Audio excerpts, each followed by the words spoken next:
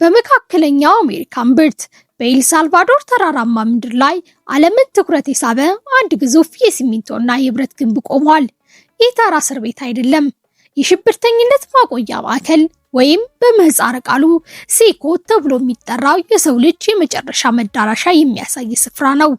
ወደዚህ ግቢ ዘልቀው ሲገቡ መጀመሪያ የሚታዩት ነገር ሰውነታቸው በቆዳ ሳይሆን ሰውነታቸው ላይ የተሳሉ በሺዎች የሚቆጠሩ ንቅሳቶች ናቸው። ከራስ ፀጉር እስከ እግር ጥፍራቸው ድረስ በጥቁር ቀለም የተሸፈነ እነዚህ ሰዎች የቀድሞ ማንነታቸውንና የፈጸሙት ወንጀል በቆዳቸው ላይ ተርከውታል። እዚህ ግቢ ውስጥ ጸጥታው ያስፈራል።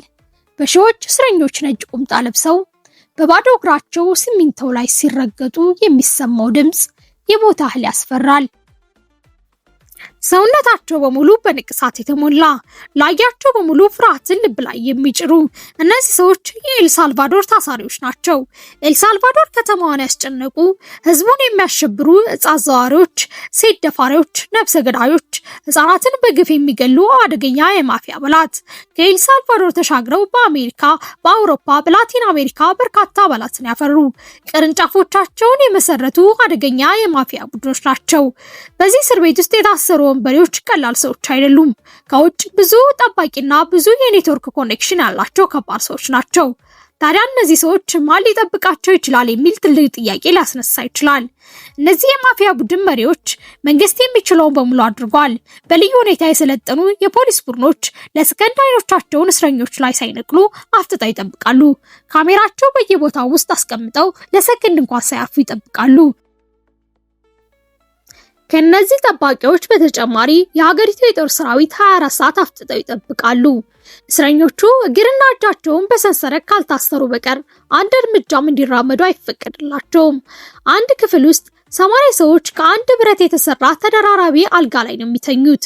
ፍራሽም ሆነ የሚለብሱት ነገር የላቸውም። የሚበሉት፣ የሚጠጡት፣ የሚጸዳዱት፣ የሚተጣጠቡበትም እዚያው አንድ ክፍል ላይ ነው። መብራት ለሰከንድ አይጠፋም። ብርሃንና ጨለማ አይተው አያውቁም። ፖሊሶችን ማናገር አይቻልም። ለቤተሰብ መደወል ወይም እንዲጠይቋቸው መፍቀድም አይቻልም። እስር ቤት ውስጥ ችግር ፈጥራለሁ ብሎ ወይም እስረኛ ጋር እደባደባለሁ ብሎ ማሰብ ሌላ መቀመቅ የሆነ ክፍል ይጠብቀዋል።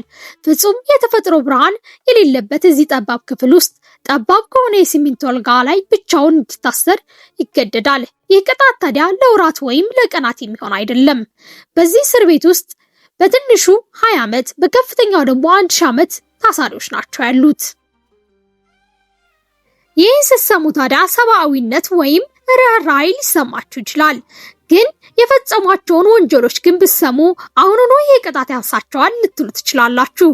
የገደሏቸው ሰዎች፣ የደፈሯቸው ሴቶች፣ ወላጅን ጧሪ ቀባሪ ያሳጧቸው፣ አካል ጉዳተኛ ያደረጓቸው ንጹሃን ዜጎች ቁጥር ስፍር የላቸውም። ኤል ሳልቫዶር መካከለኛ አሜሪካ የምትገኝ የ6 ሚሊዮን ዜጎች መኖሪያ የሆነች ትንሽዬ ሀገር ናት። ላለፈው ብዙ ዓመታት በየዓመቱ ከ6 ወይም ከ7 ሺህ በላይ ንጹሃን ዜጎች የሚገደሉባት የደም ሀገር ሆና ነበር። መንግስት ለይስሙላ ስልጣን ያዝ እንጂ ሀገሪቱ የምትመራው MS-13 በተባለ አደገኛ ማፊያዎች ውስጥ ነበር። ሀገሪቱ ውስጥ ከመንግስት በላይ የሚፈሩ ከነጋዴዎች ለተገበረ የሚሰበስቡትን የሚነጥቁ ህፃናትን ለሰይጣን ትዕዛዝ የሚገብሩ ሰይጣን አምላኪ ቡድኖች ውስጥ ወድቃ ነበር። ታሪኩ የሚጀምረው እንደ አውሮፓውያን አቆጣጠር በ1980ዎች ውስጥ ነበር። ኤል ሳልቫዶር ከ1979 ዓ.ም እስከ 1992 ዓ.ም በእርስ በርስ ጦርነት ሰላም የራቃት ሀገር ነበረች። በዚህ ምክንያት ህዝቦቿ ሀገራቸውን ጥለው ወደ አሜሪካ ተሰደዱ። ዋነኛ መዳረሻቸውም የመላእክት ከተማ ተብላ የምትጠራው ሎስ አንጀለስን አደረጉ። የኤል ሳልቫዶር ወጣቶች በቋንቋ ችግር፣ በሰዎች መገለል፣ በስራ እጦት ምክንያት ብቸኝነት ይሰማቸው ጀመር። የኤል ሳልቫዶር ወጣቶች አንድ ላይ በመሰባሰብ ሙዚቃ በማዳመጥ አንድ ላይ ደስ የሚያሰኛቸውን ነገር ማድረግ ጀመሩ። ከዛ ቀስ በቀስ ገንዘብ እንደሚያስፈልጋቸው ሲያውቁ አደንዛዥ ዕፅ ማዘዋወር ጀመሩ። ግን የአደንዛዥ ዕፅ ማዘዋወር ሌላ ትልቅ ችግር ይዞባቸው መጣ። የሜክሲኮ ዕፅ አዘዋዋሪዎች ዕፅ እንዳያዘዋውሩ ከለከሏቸው። ስለዚህ የኤል ሳልቫዶር ወጣቶች አንድ ላይ በመሰባሰብ የማፊያ ቡድን መሰረቱ። የማፊያ ቡድን ስም ባሮይቲ በመባል መጠራት ጀመረ። የባሮዊቲን እየበዙ በመምጣታቸው አለመስማማት መፈጠር ጀመረ። ከባሮዊቲን ያፈነገጡ ወጣቶች የራሳቸውን የማፊያ ቡድን መሰረቱ። የቡድናቸውም ስም ኤምኤስ13 የሚል ስያሜ ተሰጠው። ኤምኤስ13 ሁሉም የማፊያ ቡድን የሚቀናበት አስፈሪና የሎስ አንጀለስን በአንድ እግሯ ያቆመ ኃያል የማፊያ ቡድን ሆነ። ግዛቱ በሎስ አንጀለስ አልፎ ሌሎች የአሜሪካ ክፍሎች ግዛታቸውን አስፋፉ። ቡድኑ ለአሜሪካ ነዋሪዎች ስጋት መሆን ሲጀምር የአሜሪካ መንግስት እያሳደደ እነሱ መልቀም ጀመረ። አብዛኞቹ ታሰሩ፣ ሌሎቹ ደግሞ ኤልሳልቫዶር ተመለሱ። ግን በዚህ ውስጥ የአሜሪካ መንግስት የማፊያ ቡድን እንደነበሩ ለኤልሳልቫዶር መንግስት አላሳወቀም ነበር። ዝም ብሎ ከንጹሃን ዜጎች ጋር ቀላቅላቸው። ይህ ለኤምኤስ13 ቡድኖች መልካም አጋጣሚን ፈጠረ። ያለ ተቆጣጣሪ ግዛታቸውን በደንብ አስፋፉ። ከኤልሳልቫዶር አልፈውም በአውሮፓ በአሜሪካ ቅርንጫፎቻቸውን ከፈቱ። ኢንተርናሽናል የማፊያ ቡድንም እንዲሆኑ አስቻላቸው። ማፊያዎቹ ከመንግስት የበለጠ ኃይል ፈጠሩ። መንግስት የማፊያ ቡድን ለማሰር ሲሞክር ማፊያዎቹ የበለጠ አደገኛ ሆኑ። አንድ ኤምኤስ13 የማፊያ ሲታሰር የሳልቫዶር ንጹህ ዜጎች በግፍ መገደል ጀመሩ። ኤልሳልቫዶር ከመንግስት ቁጥጥር በሆነችበት ያን ጊዜ ኤልሳልቫዶር ዋና ከተማ ሳን ሳልቫዶር 12 ኪሎ ሜትር ርቀት ላይ የምትገኝ 7000 ህዝቦች ብቻ የሚኖርባት አንዲት የገጠር መንደር ውስጥ ምረጡኝ እያለ የምርጫ ቅስቀሳ የሚያደርግ የ37 ዓመት ወጣት ብቅ አለ። ግን በዚህ ውስጥ የሳልቫዶር የሰላም ምንጭ ይሆናል ብሎ ማንም የጠነቆለ ጠንቋይም የገመተም የለም ነበር። ናይብ ቡኬሌ ከፍልስጤም ዝርያ ካላቸው ኤልሳልቫዶር ስደተኞች የተገኘ ነው። ፍልስጤማውያን ኤልሳልቫዶር መሰደድ የጀመሩት ገና ጥንት ነበር። በመቶ ሺህ የሚገመት ፍልስጤማውያን ኤልሳልቫዶር ዜግነት ያላቸው ህዝቦች አሉ። ፍልስጤማውያን ወደ ኤልሳልቫዶር መሰደድ የጀመሩት ገና አንደኛው የዓለም ጦርነት በፊት ነበር። ናይብ ቡኬሌ ከአባቱ አርማንዶ ቡኬሌ ገና 18 ዓመቱ የህግ ተማሪ ነበር። የህግ ትምህርቱን አቋርጦ የራሱ የማስታወቂያ ድርጅት መስርቶ መስራት ጀመረ። ከትንሽ የማስታወቂያ ስራዎች በኋላ ስራውን ለቆ ኤፍኤምኤልኤን የተባለ የፖለቲካ ፓርቲ ተቀላቅሎ መስራት ጀመረ።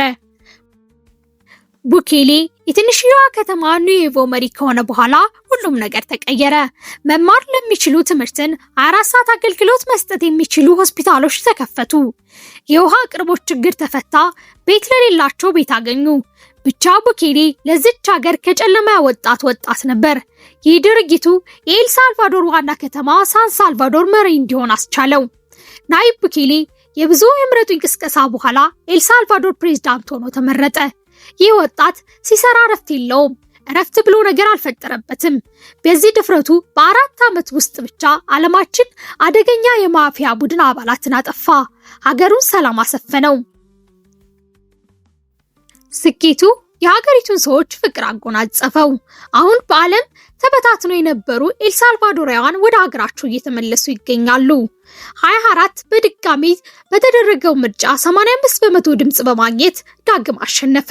ናይብ ቡኬሌ አሁንም ኤልሳልቫዶር መሪ እንደሆነ ቀጥሏል። ዛሬ የተመለከትነው የኤልሳልቫዶር ሜጋ እስር ቤት ወንጀልና ቅጣት እንዴት እንደሚገናኙ የሚያሳይ ትልቅ ተምሳሌት ነው። በሺዎች የሚቆጠሩ ንቅሳቶች፣ በሺዎች የሚቆጠሩ የጥፋት ታሪኮችን ይዘው በዚህ የብረት ግንብ ውስጥ ተቀብረዋል።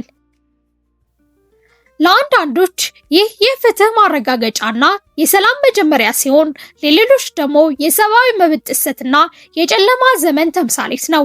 ለእናንተስ ምን ይመስላችኋል?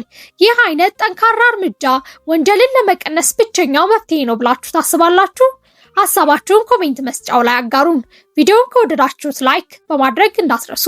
እንደዚህ ያለ አጓጊና ሚስጥራዊ ታሪኮችን ለማግኘት ቻናሉን ሰብስክራይብ ያድርጉ።